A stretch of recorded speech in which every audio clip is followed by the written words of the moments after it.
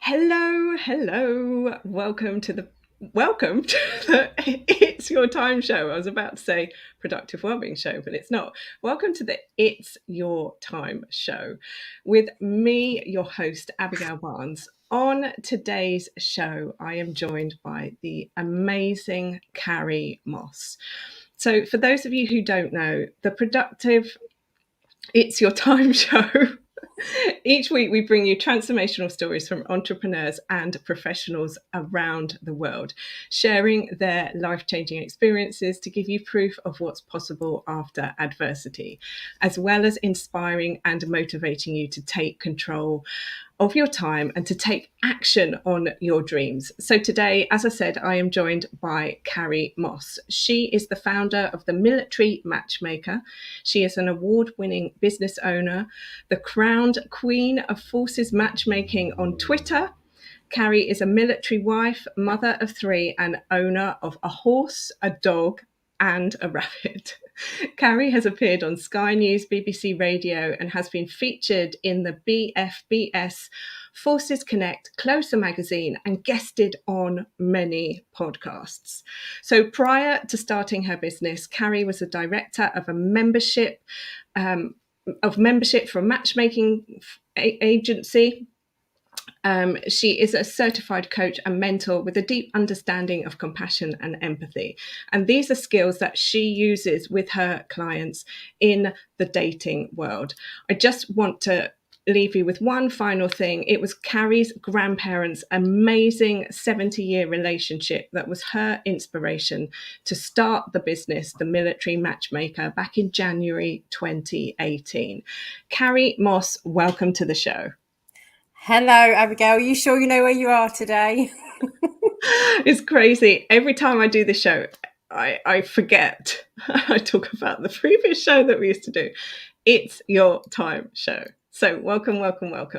As you are joining us, let us know in the comments where you are joining us from, because we love to know. If you're listening to this on podcast or on the replay, let us know that you are listening on the replay.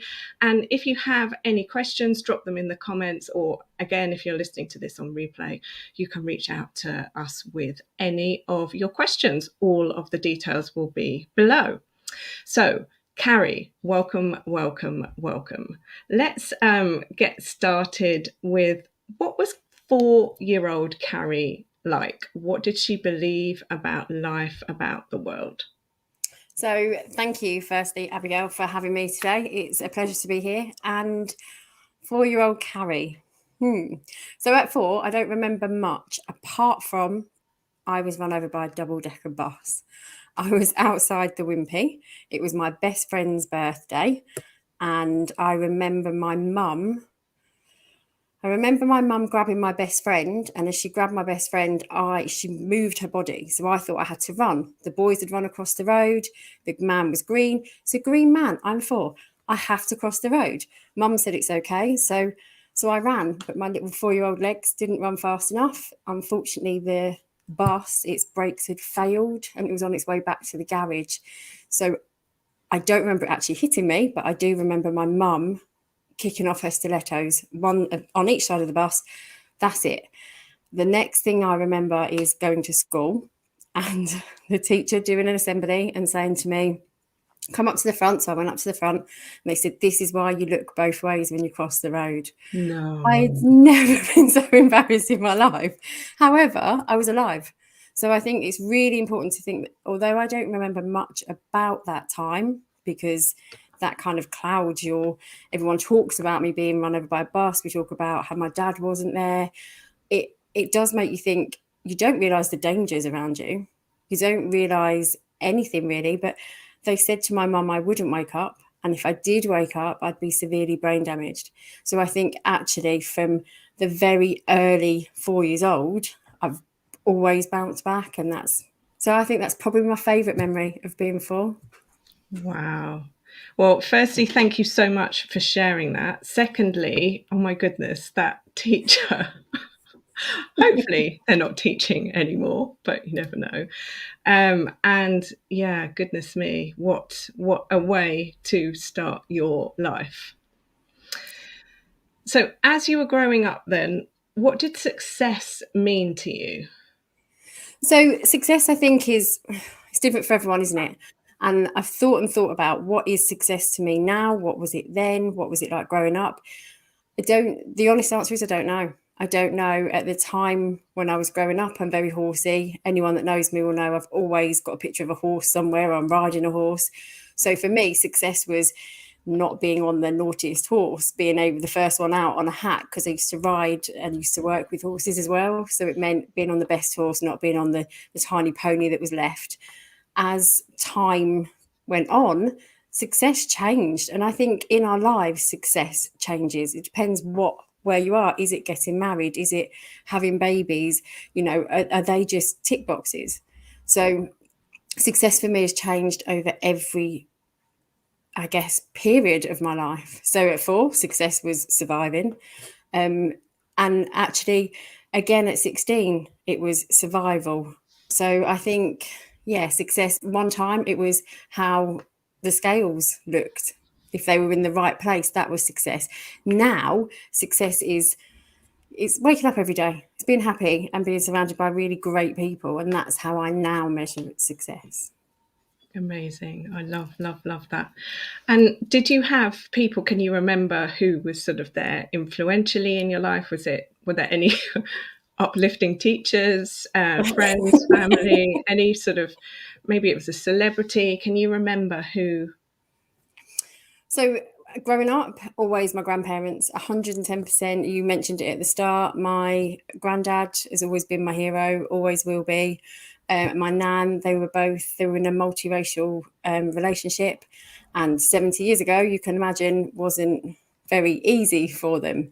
They lived in London. They worked on the buses. They then bought a house in London, bought a house in Spain. So they were always my close to. Everything about them was amazing to me as a girl and as an adult. If I think of celebrities, it's got to be Brené Brown. I think she is amazing. I think that her shame research, her podcasts, her books, I can't get enough of Brené because she's real. And again, that, she's saying to you, this happens. It's not all going to be nice and fun all the time. So Brené Brown, big tick. I love that. Your grandparents sound fantastic. 70 years of marriage as well. Wow, that is truly, truly incredible. So, if you look back on your life, I love to ask this question because it was Steve Jobs, the late Steve Jobs, who said, when you look back, you can join the dots. So, when things happen. So, what would you say was like the life-changing moment?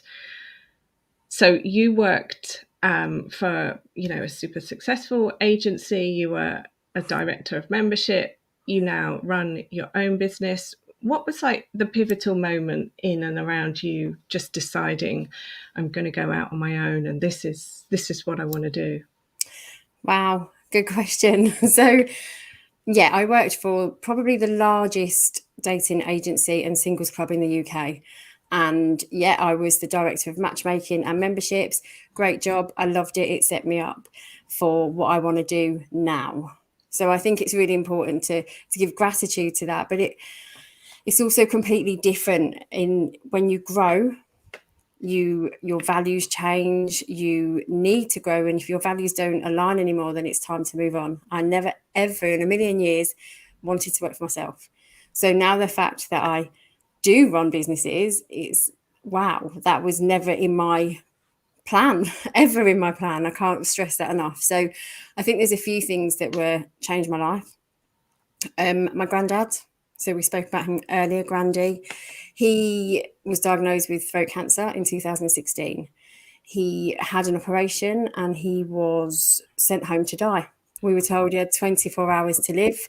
He lived in Devon, and at the time I was in Rutland. We were about a 4-hour drive.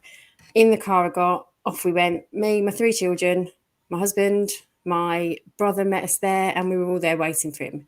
Now, you're not allowed to release someone from hospital without telling them that they are going home to die. So luckily, he's quite deaf, didn't hear them. So when he came home, it was 2 weeks before Christmas. He was hallucinating. He went through so much. He was born in Singapore. He was there when the Japanese invaded, so he went through a lot. And he was having all these hallucinations. Now, for 2 weeks, I sat by his side with my laptop at work, holding his hand, refusing to move. I helped him do everything. Now, I said 2 weeks, but he only had 24 hours to live. Well, that Christmas, he had Christmas dinner with us. He was released from the end of life care team, which they'd never heard of at that time. And he went on to live a further 2 years. So Wow. 2 years later, he actually died of a heart attack, not of the cancer. My nan also got kidney cancer, and she died 11 weeks after my granddad. So they lived together, worked together. Though she was a bus conductor, he was a driver. So for me, it was that time that made me realise that actually he's been on borrowed time for 2 years. We only get one shot here, and I need to do something. Where can I be the most valuable? Where can I add relationships and build my own relationships, as well as build for other people and move them to where they need to be? So I took the leap, because I thought, well, once you've done it, there's no going back. And I started off in dating coaching. I thought, no, I don't want an agency. I don't want to matchmake. I want to coach. I want to help people. And soon people sought me out and said, actually, you're really good at this. Could you help me do this? Could you help me do that? So one thing led to another. The fact that I'm a military wife and I established some really great relationships within the military circle, that's where I could be the most help. That's where I could provide and grow and help people. So actually, that point in my life was the point that I said, oh, enough's enough. I need to jump and help people. Amazing, amazing. Wow. Well, your grandparents truly sound like incredible humans. And that story about your grandfather is just proof that the mind, the brain, the body is way, way, way more powerful than anybody can ever imagine. So he said that when I asked him, because he wasn't supposed to be able to eat, and he said, why are you doing it? Why are you eating if it hurts? And he said, because I'll die if I don't. And I said, okay, so what makes you not want to die, for want of a better word? And he said, because I'm surrounded by love. He was an only child, and he said, here is my family and everybody loves me and I'm not ready to go. And that, I work backwards in my agency. I want to find you somebody that you're going to hold their hand with at the end. That's what is more important than right now of, do you look right? Do you sound right? It was, who's going to be there holding your hand at the end, that you are going to be saying, no, I'm not ready yet. I'm going to wait and hang around for 2 years more. Oh my goodness. If you're listening to this live and you're not hitting that heart or like button, then you must just be made of stone, because I'm just like, wow, this is incredible. And Maria said, yeah, amazing story. So thank you so much for sharing it, and for sort of giving us the perspective of why you do what you do, because otherwise you're just another matchmaker out there making matches, and it's ticking the box. So let's dive into something slightly different as a format for this show, because we're coming up to 2022. Now, depending on if you're listening to this on replay, you might already be in 2022. What is a top tip that you can give anybody who is looking for love in this new year? And perhaps what is the biggest objection that you hear from people, apart from, I don't have time? So I don't have time is a huge one. Biggest objection, I guess, is a lot of people now go to apps. They turn to apps and they're swiping. It takes less than 1 second for us to make a judgment on whether we're going to swipe yes for someone or no for someone. That's a lot. That's a big decision to make in less than a second. Anything else we do, buy a house, have a baby, you don't take 1 second to think about it. So for me, it is slow down, because it's not a race. Whether you get married at 20 or if you get married at 70, it's not a race. You've got to find the one in your own time. And remember, you've got to be the person that someone's looking for. So you can come to me with a massive list, which most people do.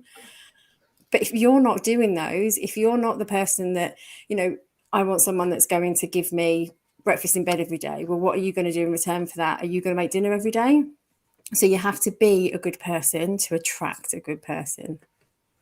Amazing. And maybe just to sort of inspire us, can you give us a story, like a success story of somebody who was a bit perhaps resistant to it, and what has happened? How did they find love? And yeah. Yeah, of course I can.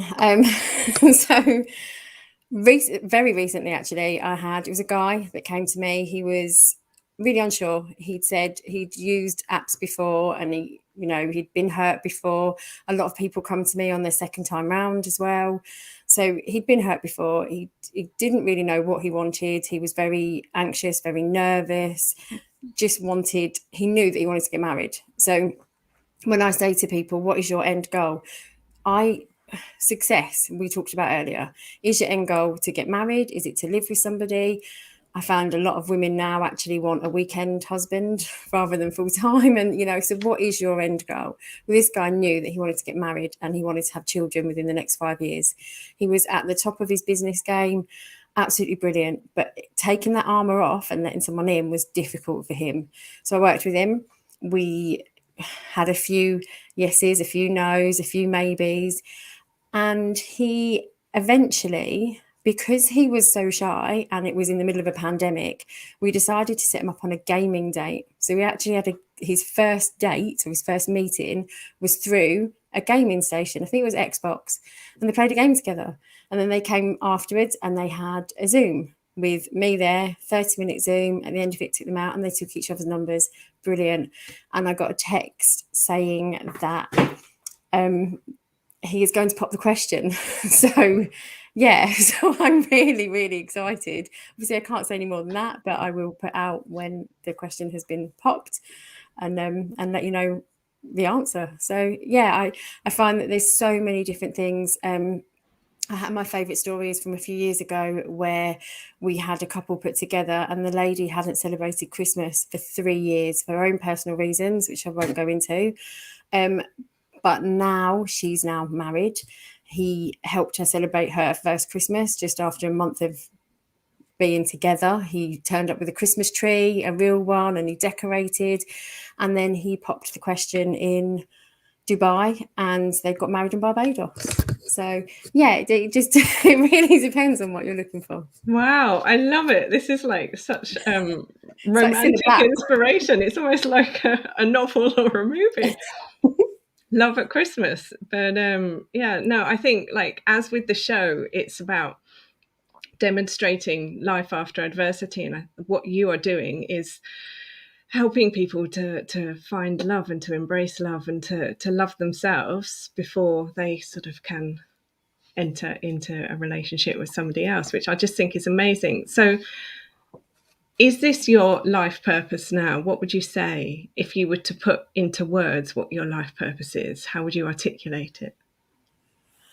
How can I provide the best relationships for people? How can I help them heal and move on? That is, so we talk about love, and yes, there's no guarantees in my game. There's absolutely, I can put the perfect person in front of you, but if there's no chemistry, I can't orchestrate that. If I could bottle that little beauty, I would be really rich and be on a yacht somewhere because I would say, "There you go, have some chemistry." So I can put the best person in front of you, but actually if there's no chemistry and those little happy hormones aren't dancing for you, there's not much else I can do. So for me, it's definitely helping you find relationships. Now, some people, here's another one for you actually, Abigail. I had a guy that had met a girl. They became friends because there was no spark. He then went to her family barbecue and ended up marrying her sister. So although they didn't meet through me, they kind of did loosely. Wow. So, it's about strengthening those relationships and widening your personal circle, because once you do that, things come naturally. So my life purpose is definitely to help people establish and maintain relationships. Wow, I love that. What an amazing life purpose as well. So if you've got any questions for Carrie while we're here, put them in the comments, because we've got time for one question. But I just want to ask you, where is the best place for us to find out more about you or to get involved in anything? Is there anything that you've got coming up in the new year or in 2022 that we can get involved in from a romance point of view? Absolutely. So we are going to be starting a podcast next year, early next year. The best place to find out new news for us is social media, Facebook, Instagram, or my website. So you can find me at militarymatchmaker.co.uk. You can put in a request there to have a chat with me, which is completely free, and we can work out what you do or don't need. But yeah, lots of new launches coming in the new year, lots of new ways to date.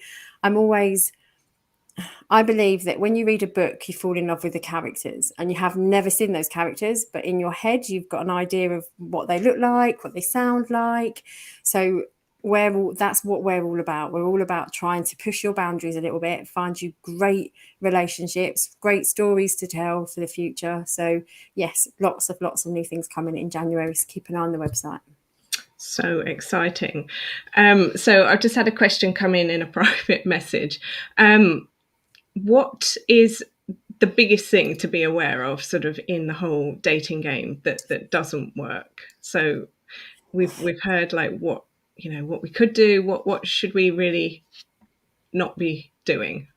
So the most important thing is safety. So romance scams over the pandemic were up 40%, and they cost around about 73.9 million, I think it was. So never send anyone money. If anyone asks you for money, don't. Just, if you're on an app, generally catfishers or spammers will try and get you off the app and get you onto another platform that isn't regulated.